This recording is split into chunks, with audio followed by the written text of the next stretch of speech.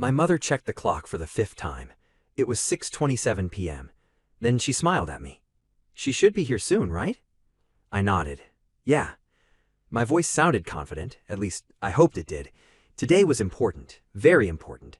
After 3 years together, Olivia was finally coming to meet my parents, or at least that was the promise. The dining table was packed with food: roast chicken, mashed potatoes, apple pie, all the things I used to love when I was a kid. My mother, who has cancer, shouldn't have been cooking at all, not in her condition, but she insisted. "Your father even bought a new tie," she said with a laugh. Across the table, my father rolled his eyes. "It was on sale."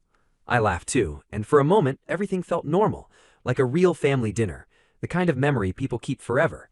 Then I looked at the empty chair beside me, and something felt wrong. My phone stayed silent. No messages, no calls, nothing. By 6:45, the food was getting cold. At 7:10, my mother stopped looking at the door. That hurt more than if she had kept waiting, because it meant she was starting to understand. I stood up. "I'll call her." But my mother smiled gently. "No, maybe she's driving." I knew she wasn't, but I sat back down anyway. At 7:31, my phone finally rang. Olivia. For some reason, my chest felt heavy. I stared at the screen, then answered.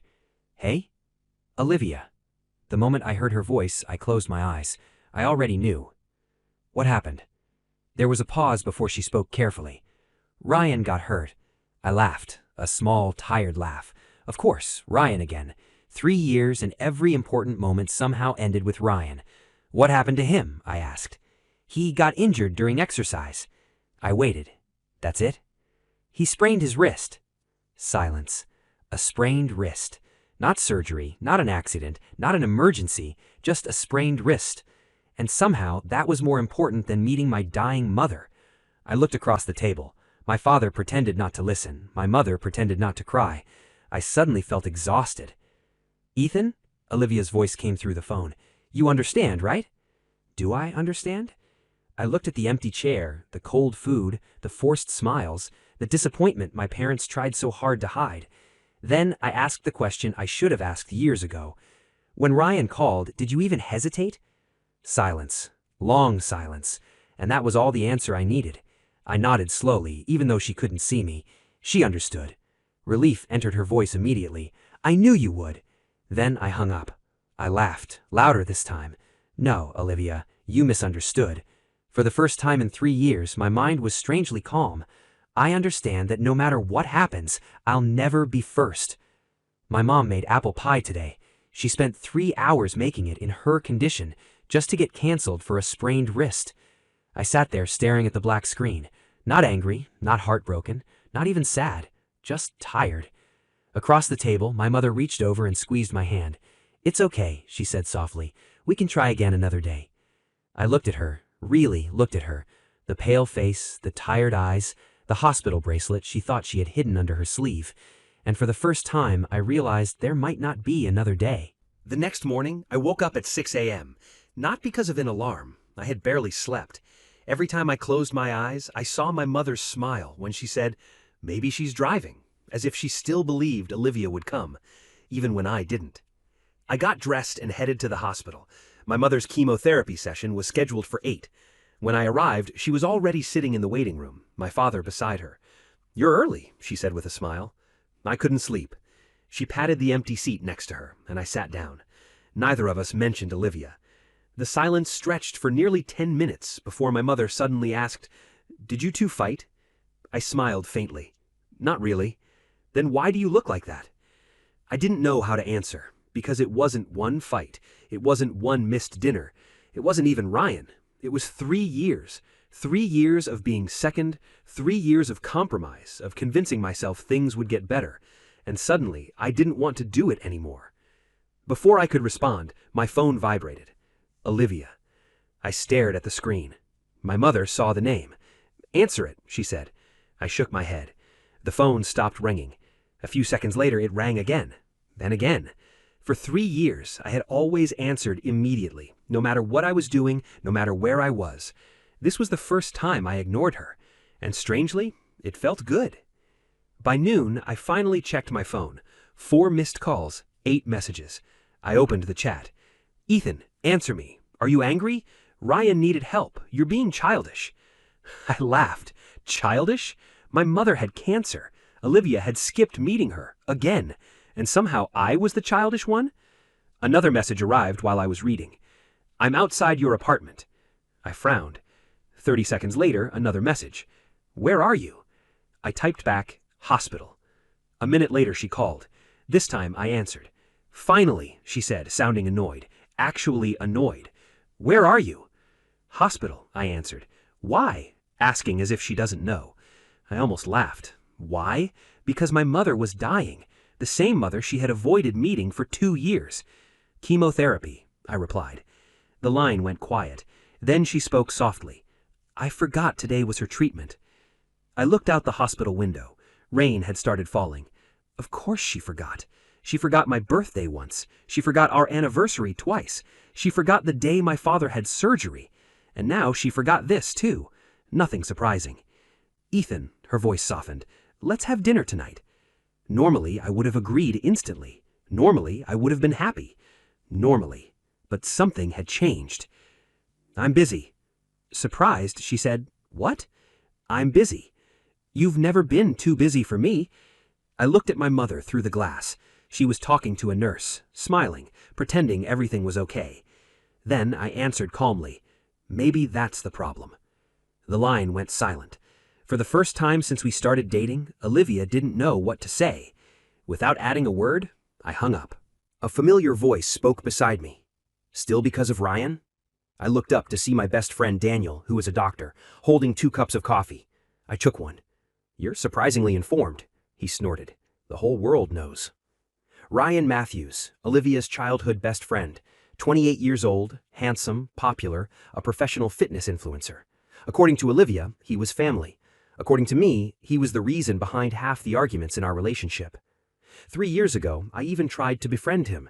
Back then, I thought maybe I was being insecure. Maybe Olivia was right. Maybe Ryan was just a friend.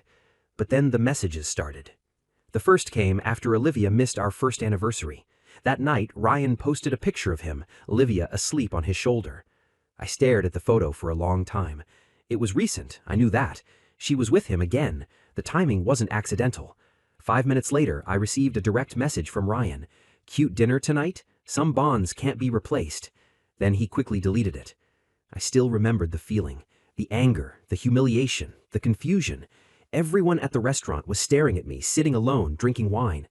When I confronted Olivia the next day, she laughed. Ryan was having a severe fever. I couldn't just abandon him. She literally forgot to warn me that she won't come. She shrugged. You're overthinking. I was stressed. And that was the end of the conversation. Last Christmas, my father had a car accident, and the ambulance arrived around midnight. I called Olivia to take care of my mother while I was in the hospital. No answer. Again, no answer. 3 hours later, she finally called back. What happened? I laughed, not because anything was funny, but because my father was already in surgery. Where were you? Her reply was simple. Ryan had a panic attack. Of course, Ryan. Again. 6 months ago, at my company's award ceremony, the biggest achievement of my career at the time, I got promoted and assigned to a new branch abroad. For 2 months, Olivia promised she would attend. I even saved her a seat in the front row. That night, I kept looking toward the entrance, waiting. The ceremony started. No Olivia. All my friends were asking why she's not here, and the worst part was being forced to justify her absence with a smile so I can save face.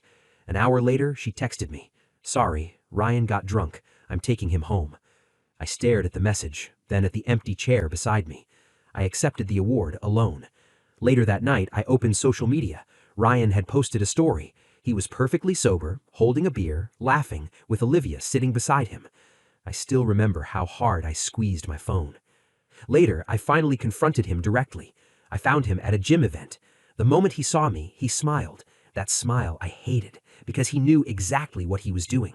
Hey, Ethan. We need to talk, I said with a serious expression. About Olivia? He shrugged casually. I asked him about why he's intentionally destroying my relationship with Olivia and every little thing he'd been doing for years. His expression didn't change. Then he smiled. Wow, you're being jealous? I stared at him. You think this is funny? He leaned closer. No, I just think it's funny she always chooses me. For a moment, I genuinely wanted to punch him. Before I could respond, another voice interrupted. Ethan! Olivia hurried over, looking between us. What happened? Ryan sighed dramatically. I was just trying to talk. I nearly laughed. Trying to talk? Olivia turned toward me. Ethan, seriously? You're threatening Ryan? I couldn't believe what I was hearing. He has been— Stop. Her voice turned cold. Ryan has supported me since childhood.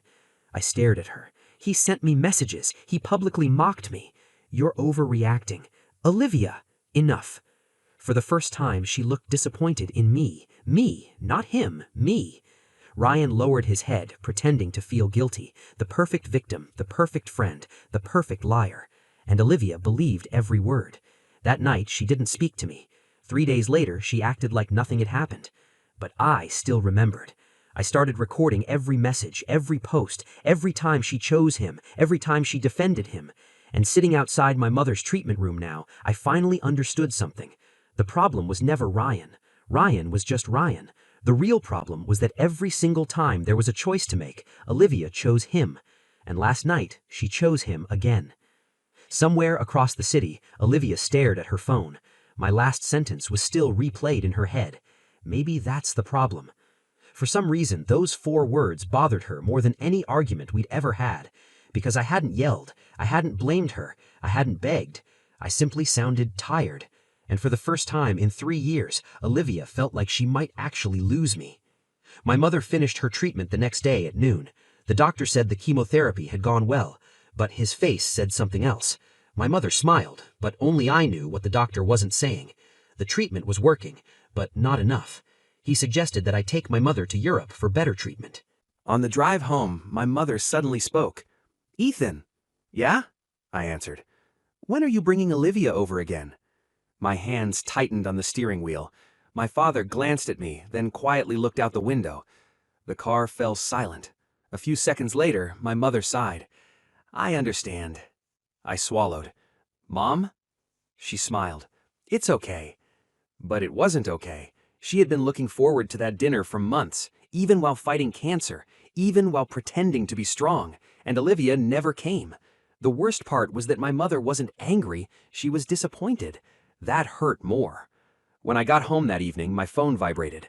Olivia again. I stared at the screen for a moment before answering. "Hello." "Ethan." She sounded relieved. "Finally." "What do you need?" The moment those words left my mouth, the line went quiet. Normally, I would ask how her day was, whether she had eaten. Not today. "Ethan." "What?" "Are you still angry?" I leaned against the couch. "I don't know." Silence followed. Then she laughed awkwardly. "What does that even mean?" I thought for a second, then answered honestly. "It means I'm tired." The silence this time was longer. For some reason, she seemed bothered by that answer. "Ethan." "Yeah?" "We need to talk." I almost laughed. 3 years of me asking to talk, to communicate, trying to fix everything, and now suddenly she wanted to talk? "Maybe another day." "What?" Her voice surprised. "I'm busy." "Ethan." Her voice sharpened. "What could possibly be more important right now?" I looked at the hospital bracelet still sitting on my table, the one my mother was wearing. "A lot of things." I didn't say that. Instead, I replied, "Okay, fine, send me location, Olivia." Then I hung up. For the first time since we started dating, I hung up first. The next evening, I arrived 10 minutes early, an old habit since Olivia was always late. The restaurant wasn't expensive, just a quiet place we used to visit when we first started dating, back when everything felt simple. At exactly 7 o'clock, I saw her enter. My smile disappeared instantly. She wasn't alone. Ryan walked in beside her. I stared at them. Neither seemed to notice my expression. Olivia smiled. "Sorry, traffic." Ryan laughed. "The city is terrible today." I didn't answer. I simply looked at Olivia. She suddenly seemed uncomfortable. "Ethan, what is he doing here?" Silence. Ryan raised both hands. "Ethan, if there is any problem, we can help you." I looked at him, then at her. She avoided my eyes. That was enough as an answer. As soon as the food is served, Ryan asks Olivia if he can take pictures of the table for his social media. Olivia agreed without asking me. I thought in my mind, of course, it's always about Ryan. It is Ryan's show. Every conversation somehow became about him, his fitness channel, his sponsorship deal, his vacation, his life. Halfway through the meal, the moment I try to get in the subject we came for, Ryan's phone rang. He glances at the screen and his face changes immediately. Olivia noticed. "What's wrong?" Ryan sighs.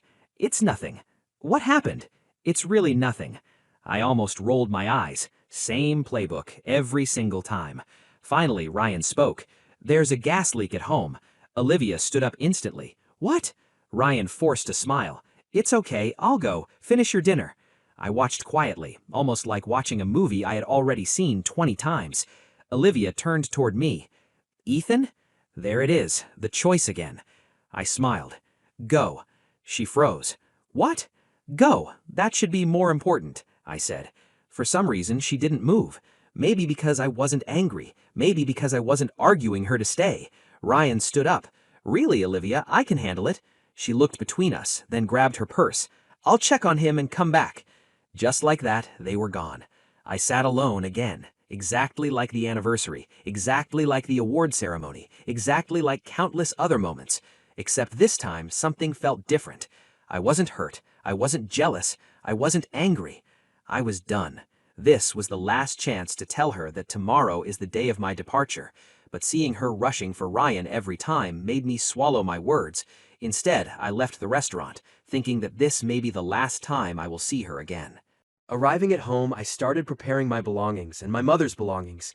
My father said, "Did you tell Olivia about this?" I turned toward him and smiled. "There's no need. She's very busy."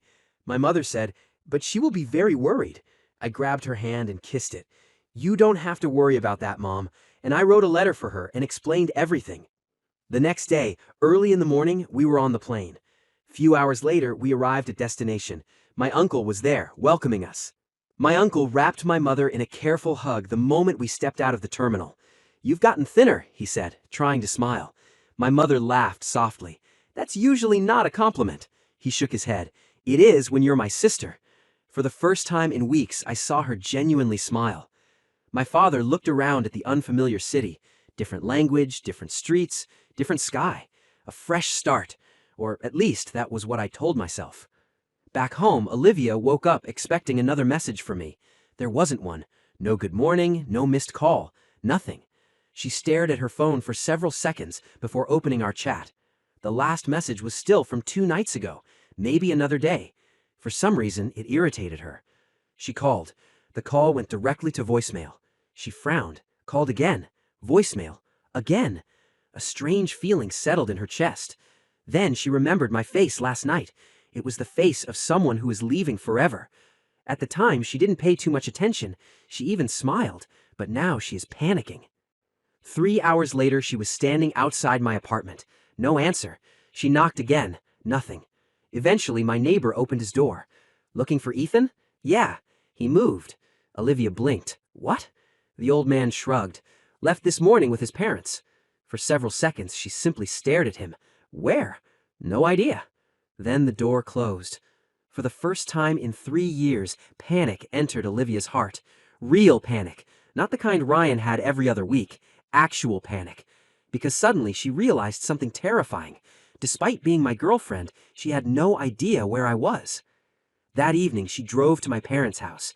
The lights were off, the mailbox empty, the curtains closed. No one answered. She called me again. Voicemail. Again. Several times. Nothing. Ryan called around 9. "Did you find him?" "No." "He'll calm down." Olivia remained silent. Ryan continued. "He's probably trying to make himself scarce." Still silent. "Olivia?" Finally, she spoke. "He left." "What?" "He actually left." Ryan laughed. "Come on." "No." Her voice trembled slightly. "You don't understand." For the first time, Ryan sounded uncertain. "What are you talking about?" Olivia looked at my dark house across the street. Then she whispered, "Ethan always came back." The next morning, she found the letter. It had been delivered to her apartment by courier. Her hands were shaking before she even opened it. Inside was a single folded page. Nothing dramatic, nothing cruel, just my handwriting. By the time she reached the end, tears were falling onto the paper. Not dramatic sobs, just silent tears, the kind that arrives when excuses finally run out. Because for the first time, there was nobody to argue with, nobody to call insecure, nobody to accuse of overreacting. Only her own memories. And the shocking part is that she had fewer and fewer memories with me. Across the ocean, I sat beside my mother in a hospital garden. The doctors were optimistic, cautiously optimistic. For now, that was enough. My mother was reading a book. My father was arguing with a vending machine.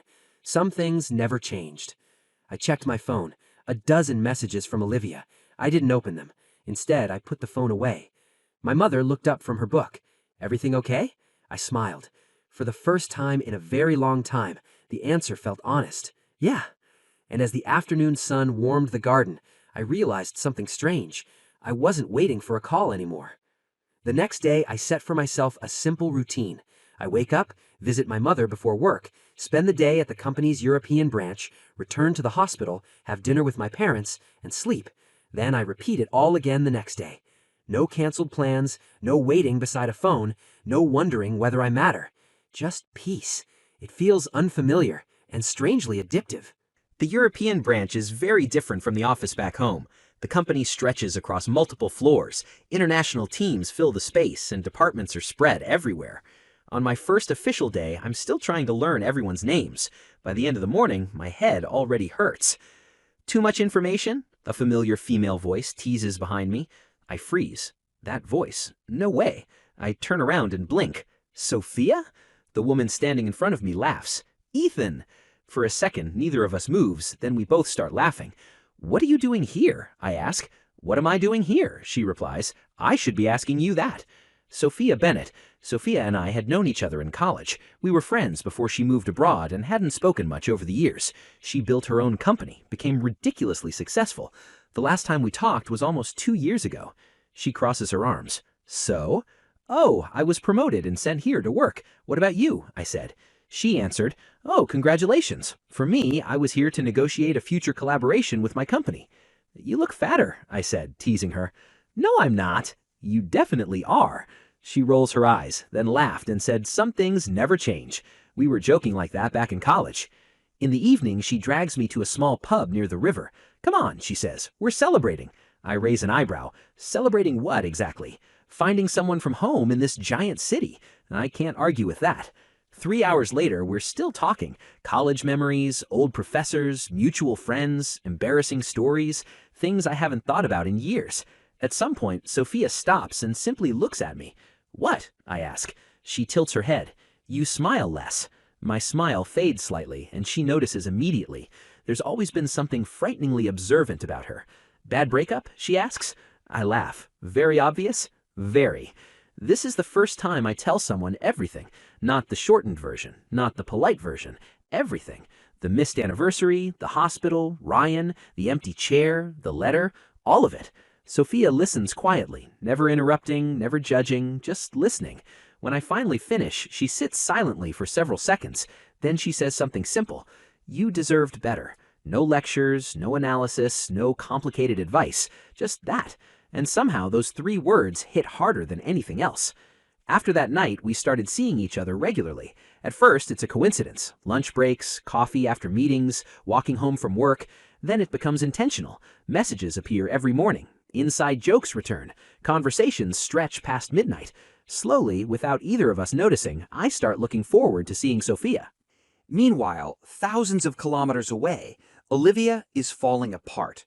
The letter refuses to leave her mind. Every sentence replays constantly, especially one. "How come Ryan always faces a crisis right at our key moments? He was fooling you." At first, she tries to convince herself, "I'm exaggerating." Then she starts remembering, and the memories are not kind. The day after receiving the letter, she visited my old office. She sat across from one of my former coworkers, a woman named Sarah. The moment Sarah realizes who she is, her expression becomes complicated. Not hostile, just disappointed. "You really didn't know?" Sarah asks. "Know what?" "Ethan got promoted." Olivia blinks. "What?" Sarah stares at her. "He didn't tell you?" "No." The room grows quiet. Then Sarah leans back. "Ethan was promoted almost 7 months ago." Olivia's heart skips. 7 months? Sarah nods. "He was selected for an international leadership program. He was assigned to a European branch." Her face goes pale. "Europe?" Sarah seems confused. "You seriously didn't know?" No. Sarah looks genuinely shocked. Ethan talked about you all the time. Olivia lowers her eyes. Every word feels like a knife. Then Sarah says something worse. Do you remember the award ceremony? Olivia freezes. Of course she remembers. Ryan got drunk, or at least that's what she thought. Sarah's expression softens. It was that night that he got his promotion, and I sat beside him. There was an empty seat next to him. He kept looking at the entrance every few minutes. Olivia's fingers tighten around her purse. The ceremony started. He looked again. When his name was called, he stood up. Sarah swallows. You know what he said before walking to the stage? Olivia can't speak. Sarah pauses. Maybe she'll still make it. Her eyes fill instantly. Sarah looks away. I've never seen someone look that disappointed. He still defended you, and afterward, when everyone asked where you were, he smiled and said you had an emergency. Olivia covers her mouth because she suddenly remembers exactly what she had been doing that night. Laughing, talking, taking pictures with Ryan.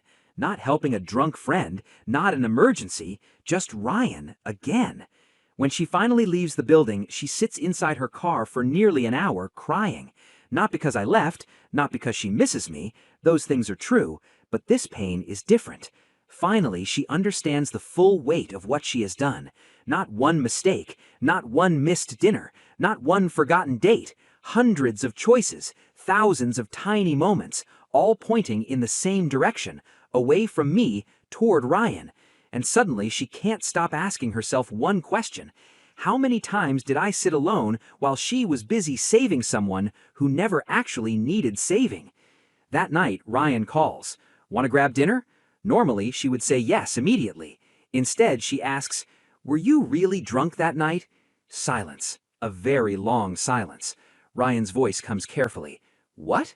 The award ceremony. Another silence. And for the first time, Olivia begins to wonder whether the person she trusted most has been lying to her all along. That realization terrifies her. The next evening, Olivia goes to Ryan's apartment.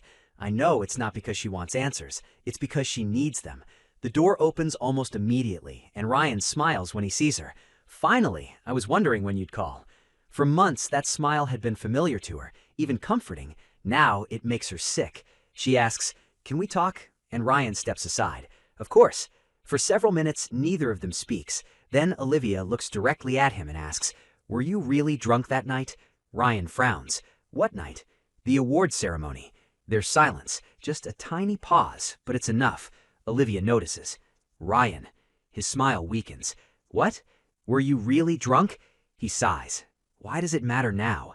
Those words hit her like a slap. Not yes, not no, just that. Because he already knows. He knows she's finally figured it out, and suddenly all the excuses that had protected him for years begin to fall apart. She asks about the panic attack, the fever, the sprained wrist, the gas leak. He doesn't answer, but every answer is written on his face, and every answer is the same. Olivia feels tears gathering. She finally understands. You lied. Ryan laughs softly. No. Her eyes narrow. No?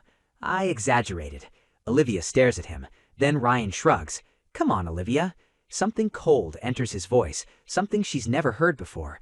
You always came anyway. The room goes quiet. Ryan leans back, almost amused. Do you know how easy it was? If I called, you showed up. If I said I needed you, you canceled plans. Olivia's stomach twists. Tears start falling. Ryan looks completely unconcerned. That's not my fault. You knew, she whispers. Ryan laughs. Of course I knew. And finally, the mask slips. No victim, no innocent friend, just Ryan. I hated him, he says. Olivia freezes. Ryan smiles. I hated Ethan. The room suddenly feels too small. He was always around, always trying to be perfect. His expression darkens. And the worst part, even after you were engaged, you always chose me. Olivia's chest tightens. I didn't even have to try. He knew it too. Ryan's smile grows wider. I loved watching it. The look on his face, when you left, when he waited, when he realized you'd pick me again. It was pathetic. The next sound echoes through the apartment. A sharp crack. Ryan's head snaps sideways. The slap stuns even him. For several seconds, neither moves. Olivia stands there shaking, tears running down her face. Not because I left, not because Ryan lied, because I had been telling the truth all along, and she had chosen not to see it. Don't call me again. Ryan touches his cheek. Olivia, don't. Her voice carries no hesitation. No messages, no visits, no emergencies, no friendship. The door opens and Olivia says the last thing she will ever say to him. You didn't destroy my relationship. I did. Then she leaves. A month later, she found me. It wasn't easy. The company wouldn't give information, friends knew very little, old coworkers refused to answer questions. Even Daniel politely declined. But eventually she found the city, then the branch, then she flies there. And one sunny Saturday afternoon, she sees me. Not through social media, not in memories, in real life. I'm walking through a park, laughing, actually laughing. Beside me walks Sophia, and a few steps ahead, my mother. Healthy, healthier than Olivia had ever imagined her. The woman who once hid hospital bracelets beneath her sleeves is now walking without assistance, smiling, talking, living. Olivia's eyes fill instantly, not because she's jealous, but because she suddenly understands how much time has passed, how much she has lost, and how much I have found. Sophia says something. I laugh. Then I reach for her hand, naturally, effortlessly, like someone who isn't afraid of being left behind anymore. Olivia's heart breaks because she recognizes something immediately. I look happy, truly happy, and she had never seen me look that way before, not even with her. A few minutes later, I noticed her. My smile fades, not from anger, not from pain, just surprise. Olivia. Sophia looks between us, understanding immediately. I'll give you 2 minutes. She squeezes my hand before walking toward my parents. Olivia notices the gesture, the small confidence, the quiet trust. No fear, no competition, just certainty, something she had never given me.